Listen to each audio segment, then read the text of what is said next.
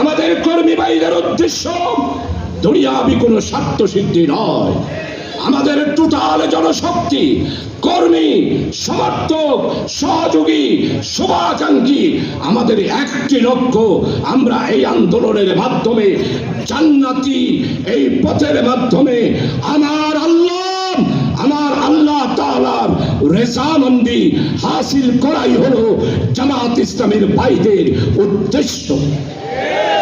আমরা জামাত ইসলামী করি ইবাদতের জন্য, আল্লাহর বন্দেগীর জন্য, আল্লাহর দাসত্বের জন্য।